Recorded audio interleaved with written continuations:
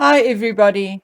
I planned to do so much this weekend, but as usual, things did not work out as planned. And then I must admit, I'm very distracted watching other channels following Hurricane Ida and trying to get as much information as I can on what is happening in Afghanistan. I'm rather concerned that there does not seem to be much available on Afghanistan over the last 24 hours, or maybe I'm just looking in the wrong places. To all my American subscribers, I just want you to know that my thoughts are with you. I'm praying that you, your family, and friends are all safe. I find these two incidents, for a lack of a better word, taking place at the same time a bit overwhelming. So I cannot begin to imagine how you guys feel. All I'm asking is that all of you do what you can to stay safe and to know I'm thinking about you. While we are on the subject, I just quickly want to mention for those of you who may be newer subscribers that I do not live in the United States or the United Kingdom, and therefore I sometimes get news before you do, or often much later than you do. I'm also working and can thus not watch television or YouTube channels 24/7, nor can I watch while I'm making a video.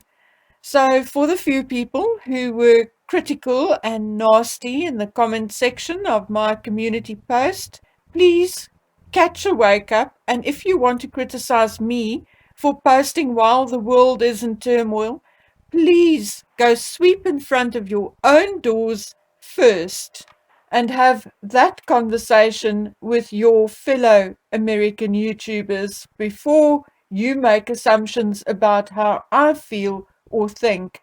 In the meantime, for those of you who are still here and not ready to take your anger, frustration, and sadness out on someone thousands of kilometers away, please know that I truly care about you all and that Dragon Man and I included you in all our prayers last night. Okay, I am busy on part 4 of Who is Prince Charles.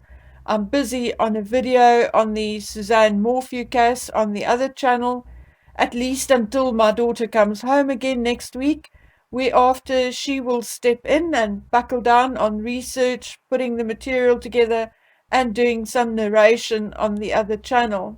Once she is back, I'll have more time to share some of the gossip and other stuff I've received on the Harkles and Royals with you. From what I hear, September is going to be full of bombshells and revelations coming from the Harkles and the royal family.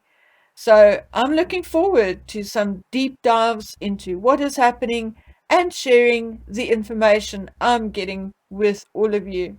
Today, however, I am not going to concentrate on any one particular royal, but share with you how I am currently feeling about all the drama in the royal family and share my thoughts on it all with you. And right here, I shall warn you that my opinion may not be a popular one. So if you do not want to hear it, opt out or click out of this video right now and come back when we are ready to laugh about the Harkles again. Today, I'm not particularly in a laughing mood. Now, as my Prince Charles Part 4 video is not quite ready yet, I shall start with him. A portion of an article he wrote for the Daily Mail on climate change was published on the Clarence House Instagram page on the 21st of August. In this article, he talks about the recent devastating fires in Greece, Turkey, and Italy, and I want to read just the last paragraph to you. I have long felt the challenge is far too big and far too important for one country to address it alone. British firefighters are doing what they can to help in Greece, but we all need to race to the front line now to combat climate change as a whole. Now, I think Prince Charles needs to take a back seat for a while, do his darn job and be quiet, as he is starting to come across as someone as keen as his son and daughter-in-law to jump on every bandwagon that passes him by to use for his own agenda and narrative. Yes, I know, I'm not stupid, that high temperatures and wind made it very difficult to put the fires out. But the fires were not caused by the climate, and the investigations into what caused the fires in the first place is still ongoing. There is a chance that it was caused by a minor explosion at an electrical transformer at Varibobi. I don't know whether I'm saying this correctly. It's Varibobi. We had a massive fire in and around Cape Town recently, and yes, it was also fueled along by high winds, and massive damage was caused to homes, historical buildings, and nature reserves and areas.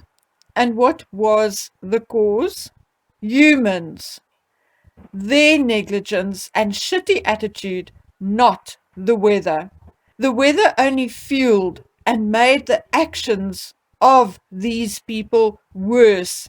And my friends, even a child in primary school knows that wind is the movement of air caused by the uneven heating of the earth by the sun. So please, Prince Charles, why don't you write to the darn sun and order him to do his job properly? And while you are at it, tell the earth to stop turning and causing high and low pressures. Anyway, I'm being flippant, but seriously, our dear prince should get off his imaginary high horse and listen or educate himself, and perhaps change the words climate change to resources. Because should he start talking about preserving Earth's resources, then I'll support him, as it is true that we all need to do more to protect our resources. I live in a traditionally dry area, and we frequently experience droughts and have for likely hundreds of years. And all you need to make you aware of how important our resources are is to have brown water drizzling from your taps for days on end, or pay half your month's wage to fill up your vehicle's fuel tank.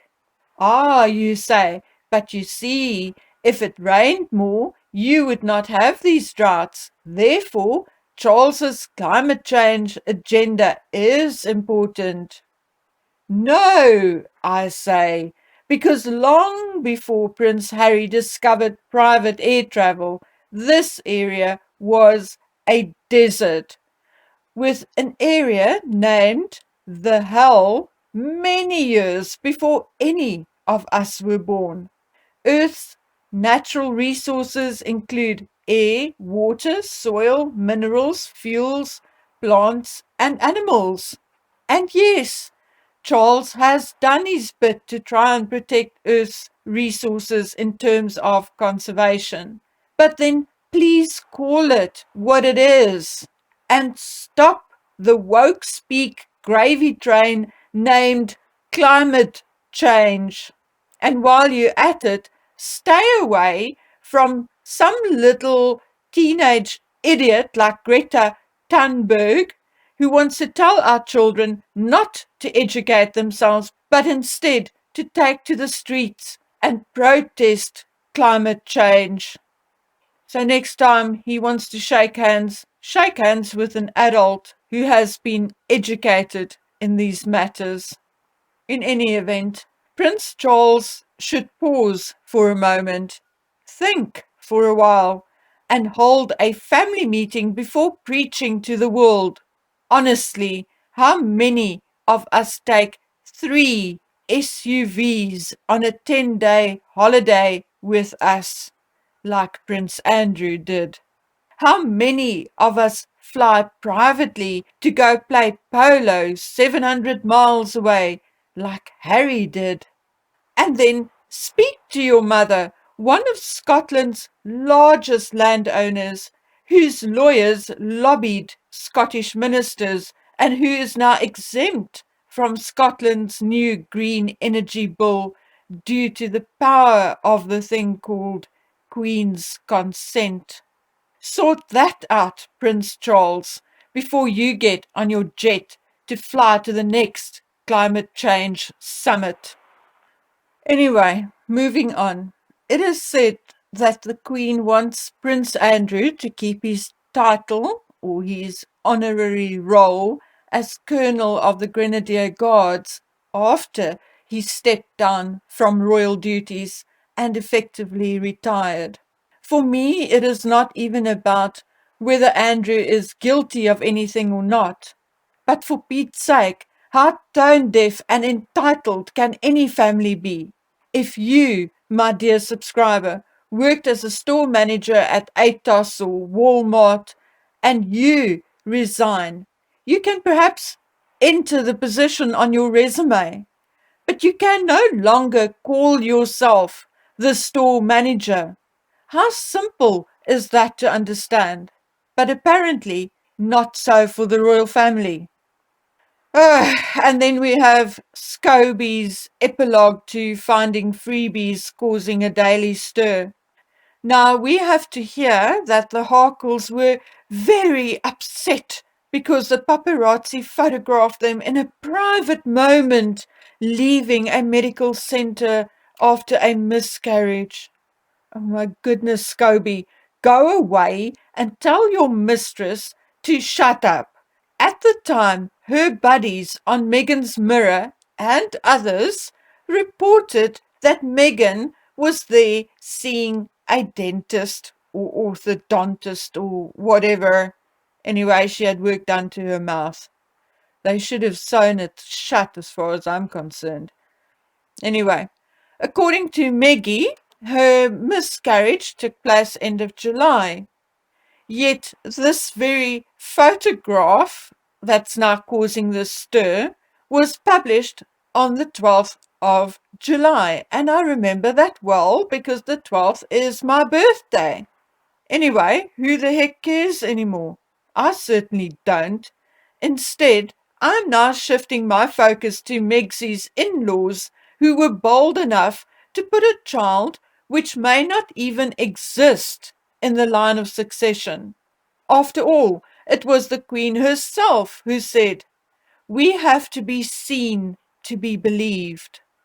Well, Your Majesty, we have not seen the child yet. So don't dare blame us for believing that she does not exist. Anyway, let's take a deep breath and calm down. And now, my dears, I have just heard that there had been another explosion near Kabul airport and Hurricane Ida has made landfall. So please excuse me while I go pay attention to the real tragedies playing themselves out and leaving the royal soap opera to continue without me for a day or two. My friends, subscribers, it is difficult for me to describe in words how I feel at the moment, not only for what is happening in the world, but also the chaos in my own life, which is temporary and not serious, just nerve-wracking. But I want you all to know that I care about you and that I appreciate all you are doing for me, your loyalty and support. Now, please stay safe, take care of yourselves, take care of each other, take care of your children, take care of your pets, and until we meet again on the next video, bye.